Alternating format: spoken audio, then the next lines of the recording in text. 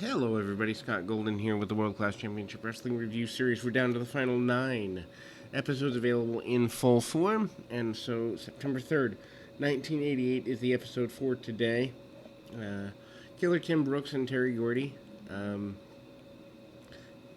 Interesting match. I mean, Gordy at this point, coming in and out, doing more in Japan than he is in the States, which I think is sad for American wrestling that Terry Gordy wasn't here more. I'd even say that his world class work is his best work of his career stateside, certainly. Anyway, so Brooks goes to the outside. They go brawling. Brooks sends Gordy into the steel post.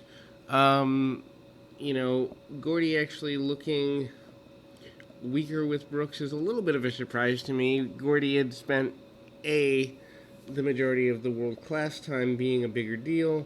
Gordy, actually manages to get tied up in the ropes coming back into the ring.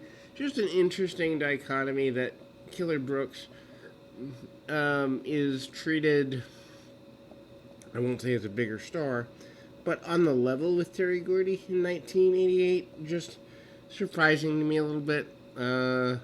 Roll up by Gordy 1, 2, 3, gets a small package win. Also surprising that he wins in that fashion. Buddy Roberts does a comment interview on his Samoan SWAT team, which obviously is wouldn't necessarily say a big deal, but he talks about them being his new family, talks about wanting to get even with Michael Have and Steve Cox and all of that. His interviews are very predictable and almost, I would say, the same week in and week out.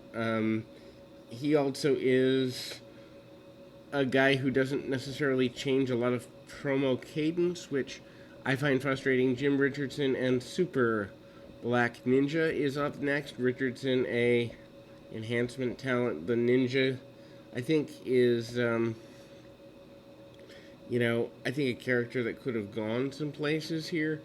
Obviously, having only about 2 months left available, we don't know where he goes, but Ninja hits lots of strikes, and, having a martial artist, whether it be Checkmate or Magic Dragon or Kendo Nagasaki, just seems to be a major thing for world class throughout the promotion. Several strikes and harder kicks by the Super Black Ninja, Snapmare Takeover, and the like. Again, really basic stuff. Ninja sends him to the top turnbuckle with a few shots, and again, Ninja comes up. Awkward backbreaker. I mean, he picks him up almost like a body slam and then hits the backbreaker.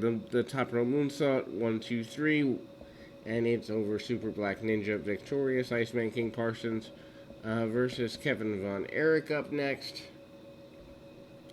And obviously Von Erich, a big deal in the area. Parsons still a thorn in the side of the Von Erich family. And Skandor Akbar still a thorn in the side of the Von Erichs as well. So his involvement in this situation, a pretty, I wouldn't say big deal, but a bigger deal than normal. Kevin Von Erich still going with it. I almost wonder, part of me after watching the whole world class run, I wonder what Kevin Von Erich would have done in another territory. He did go to Florida once or twice.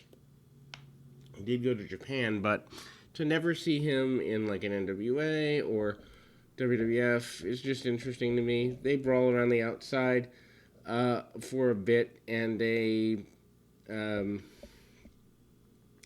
use of a steel chair attempted. Shot to the midsection by Von Erich. Von Erich grabs the chair, and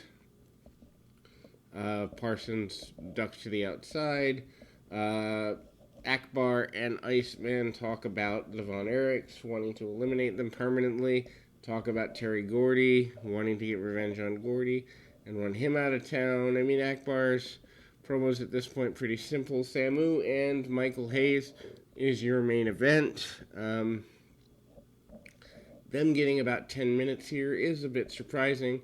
Obviously, Steve Cox still the partner, a newer partner of Michael Hayes. Hayes still amazingly good with, kind of the drama with punches, the drama with kicks, the drama with just about every offensive maneuver, and also just kind of being able to get with the crowd certainly supporting him as though he's a major star, and he may be the last non-Von Erich major star of the world-class era, I think, here.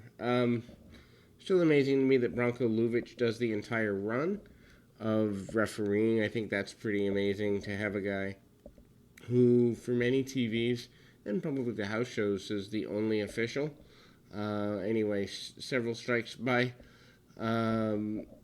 Michael P.S. Hayes. Hayes continues to strut around. Just a lot of good stuff there. Obviously, Buddy Roberts still managing the Samoans, and that's always a factor too.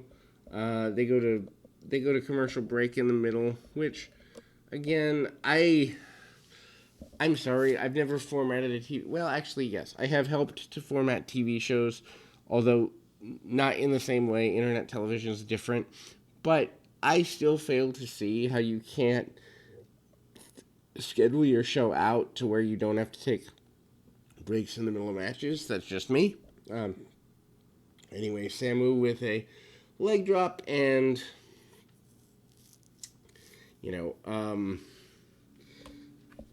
chops by Samu. Samu, at this point, still finding his way, and amazing. I was on one show with him. He's a super cool guy, but not a guy you want to cross. The Samoans are awesome people until you cross them, and I happened to see the one show I was on with Samu. There was a rather drunk fan who was making disparaging remarks about wrestling, and Samu just had to half shove the guy. It wasn't even. It was like a belly bump kind of thing, and the guy backed off. So certainly an interesting dichotomy there. That was probably the mid 2000s, something like that. Anyway, so both men do the double down. Buddy Roberts up on the ring apron. The other part of the Samoans in the ring, Steve Cox runs in to help Michael Hayes, and nothing gets finished there.